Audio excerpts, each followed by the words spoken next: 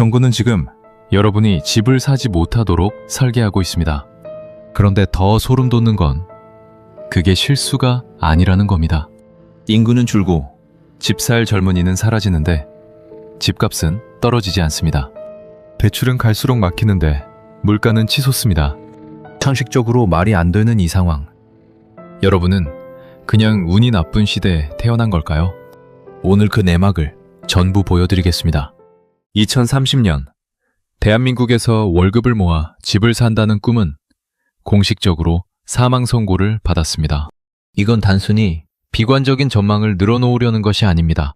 이미 우리 사회의 경제 시스템은 그렇게 작동하도록 설계되었고 그 엔진은 멈추기 시작했습니다. 대부분의 사람들은 지금 당장 돈이 없어도 나중에 대출을 받아서 집을 사면 된다고 굳게 믿고 있습니다. 하지만 그 대출이라는 사다리 자체가 뿌리째 뽑히고 있다는 사실을 깨닫는 사람은 거의 없습니다. 집값이 오르는 것보다 수만 배 더 무서운 진실은 당신이 평생 빌릴 수 있는 돈의 총량이 매년 칼질당하고 있다는 겁니다. 지금 이 순간에도 여러분의 앞길을 막는 성벽은 높아지고 있습니다. 여러분이 뉴스를 통해 보고 있는 내용은 진실의 아주 작은 조각일 뿐입니다. 나머지 거대한 조각, 즉 당신의 지갑과 계좌를 직접 타격할 잔인한 설계는 따로 있습니다. 이미 시작되었습니다. 대부분의 사람들은 눈을 감고 있을 뿐입니다. 그런데 여기서 정말 이상한 점이 하나 있습니다. 상식적으로 한번 생각해 보십시오. 대한민국은 지금 전 세계에서 가장 빠른 속도로 인구가 줄어들고 있습니다. 아기 울음소리가 그친 지 오래고 집을 사줄 젊은 세대는 갈수록 귀해지고 있습니다. 시장 경제의 기본 원칙대로라면 수요가 사라지니 집값은 당연히 폭락해야 정상이지 않습니까? 그런데 왜 서울 아파트 가격은 여전히 평범한 직장인 연봉의 수십 배를 훌쩍 넘긴 채 요지부동일까요? 심지어 정부는 가계부채가 나라를 망칠 수 있다며 대출 규제를 갈수록 옥죄고 있습니다. 수요가 사라진다는데 가격은 내려가지 않고 집을 살 돈줄은 아예 콘크리트로 발라버리는 이 기괴하고 모순적인 상황.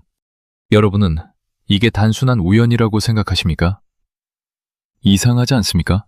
이게 바로 오늘 제가 여러분께 공개할 대한민국 부동산의 거대한 비밀입니다.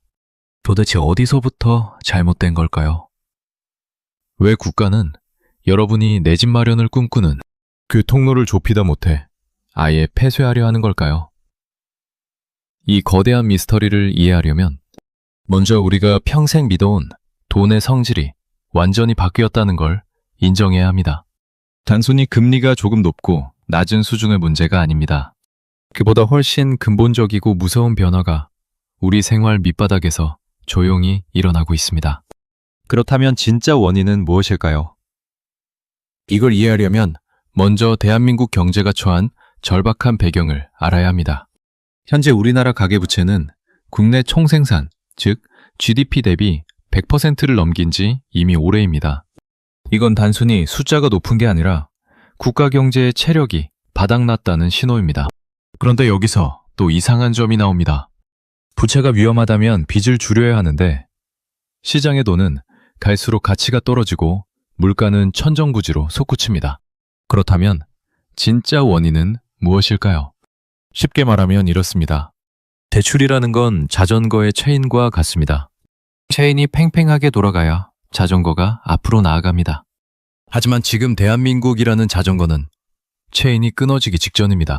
가계부채가 GDP 대비 100%를 넘겼다는 건 이미 국가 전체가 벌어들이는 돈보다 빚이 더 많다는 뜻입니다. 국가 입장에서는 이제 체인을 더 감을 수가 없는 한계치에 도달한 겁니다. 그래서 도입한 장치가 바로 DSR, 즉 총부채 원리금 상환 비율입니다. 이게 여러분의 삶을 어떻게 파괴하고 있는지 아십니까? 과거에는 집값이 5억 원이면 그 집을 담보로 3억, 4억 원을 쉽게 빌려줬습니다. 집이 담보니까 은행도 안심하고 돈을 내줬습니다. 하지만 이제는 다릅니다. 집이 아니라 당신의 월급을 봅니다. 당신이 한 달에 얼마를 벌고 그 돈에서 밥값 떼고 세금 떼고 남은 돈으로 이자를 낼 능력이 되는지 현미경으로 들여다봅니다. 문제는 당신의 월급은 제자리인데 물가는 치솟고 대출의 문턱은 성벽처럼 높아지고 있다는 사실입니다. 더 놀라운 건 이겁니다. 전세라는 제도가 지금 우리 곁에서 조용히 살해당하고 있습니다. 전세는 한국에만 있는 독특한 방식이었습니다. 세입자는 무이자로 집주인에게 목돈을 빌려주고 집주인은 그 돈을 굴려 집을 샀습니다. 일종의 개인 간 금융이었습니다. 그런데 이제 집주인들이 전세를 끔찍하게 싫어하기 시작했습니다. 왜일까요? 금리가 미친 듯이 올랐고 세금 폭탄이 떨어졌기 때문입니다. 이제 집주인들은 목돈 대신 매달 꼬박꼬박 들어오는 현금을 원합니다. 월세의 시대가 강제로 열리고 있는 겁니다. 이건 마치 우리가 넷플릭스나 유튜브 프리미엄을 구독하는 것과 똑같습니다. 과거에는 비디오 테이프나 DVD를 사서 소유했다면 이제는 매달 이용료를 내고 시청합니다. 집도 그렇게 변하고 있습니다. 소유의 시대에서 구독의 시대, 즉 거주의 시대가 된 겁니다.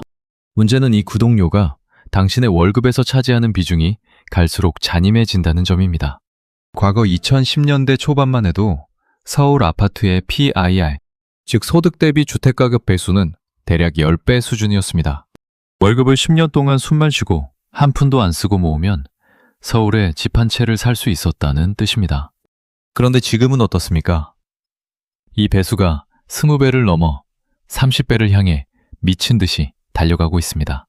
30살에 취업해서 60살 정년 퇴직할 때까지 먹지도 입지도 자지도 않고 모아야 서울 변두리 아파트 한 채를 겨우 산다는 계산이 나옵니다. 이건 물리적으로 불가능한 영역입니다. 여기서 질문 하나 드리겠습니다. 여러분은 30해를 오직 집 한 채를 위해 노예처럼 살 준비가 되셨습니까? 이상하지 않습니까? 노동의 가치는 바닥으로 떨어지고 콘크리트 덩어리의 가치는 하늘을 뚫고 올라가는 이 상황 말입니다. 그렇다면 역사는 우리에게 무엇을 말해주고 있을까요? 멀리 갈 것도 없습니다. 이웃나라 일본의 사례를 보십시오. 1990년대 초반 일본 부동산 버블이 터지기 직전 그들이 가장 먼저 한 것이 무엇인지 아십니까? 바로 부동산 대출 총량 규제였습니다. 지금 한국이 하고 있는 DSR 강화와 소름 돋을 정도로 닮아 있습니다. 일본은 빚으로 쌓아 올린 성이 무너지는 것을 막기 위해 강제로 대출을 중단시켰고 그 결과는 잃어버린 30년이라는 긴 터널이었습니다. 지금 한국도 그 입구에 서 있습니다. 다만 차이가 있다면 일본은 인구가 정점에 도달했을 때 맞았지만 우리는 인구가 줄어드는 와중에 이 규제를 맞이하고 있다는 겁니다. 이건 훨씬 더 가혹한 미래를 암시합니다. 여기서 더 끝을 알 수 없는 위험이 우리를 기다리고 있습니다.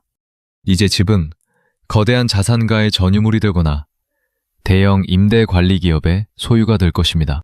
개인은 그들에게 매달 월급의 절반을 갖다 바치는 월세 노예로 전락할 위기에 처했습니다.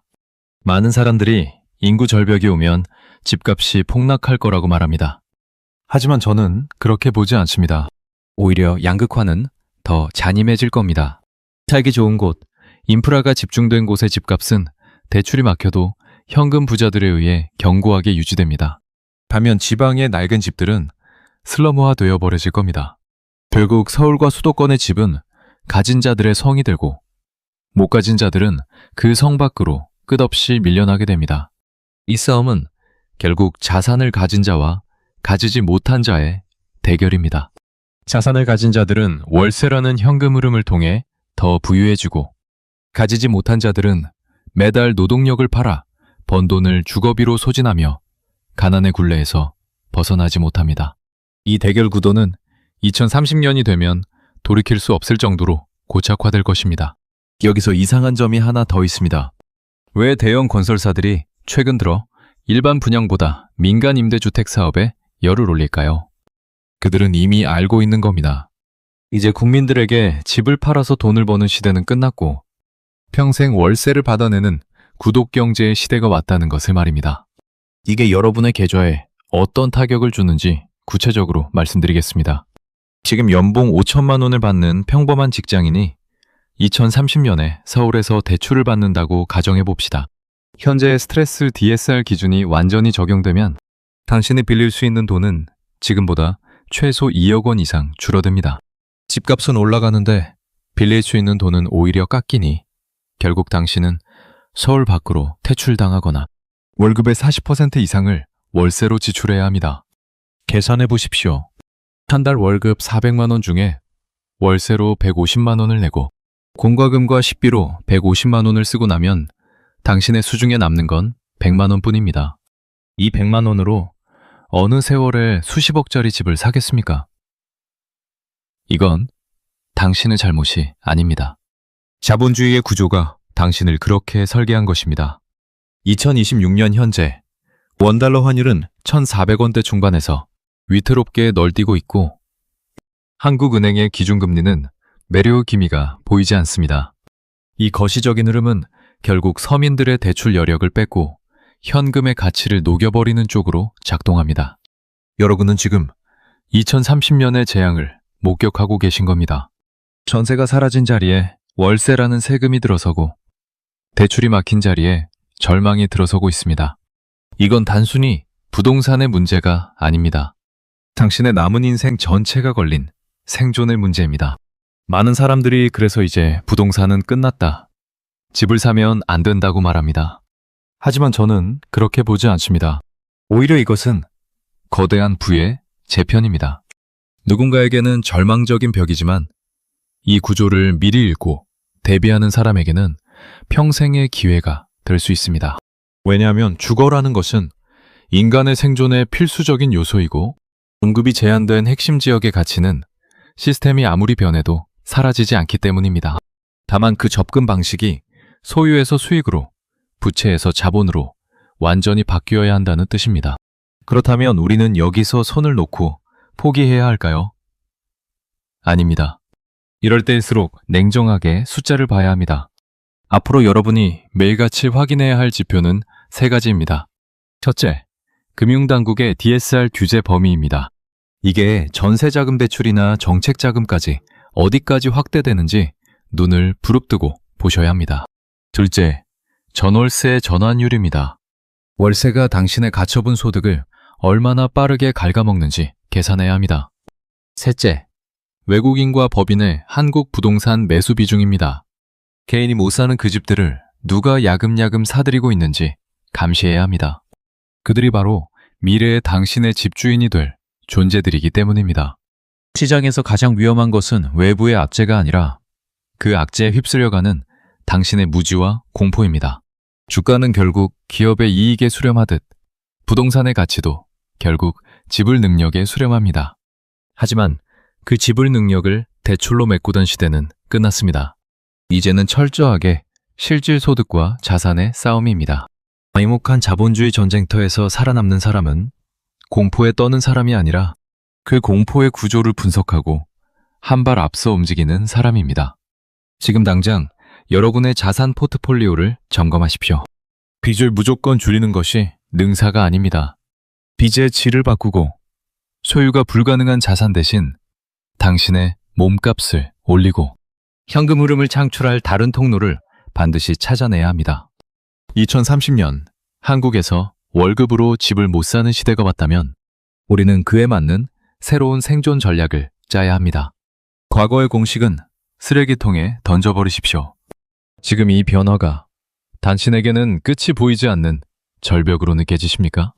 아니면 누군가의 위기를 가로채 새로운 기회로 보이십니까? 여러분의 생각은 어떠신가요? 지금 여러분의 통장 잔고와 대출 계획은 안전하십니까? 댓글로 여러분의 상황을 남겨주십시오. 제가 하나하나 읽고 분석해드리겠습니다. 이 분석이 여러분의 소중한 자산을 지키는 방패가 되셨다면 구독과 좋아요로 함께해 주십시오. 저는 데이터와 숫자로만 말하겠습니다.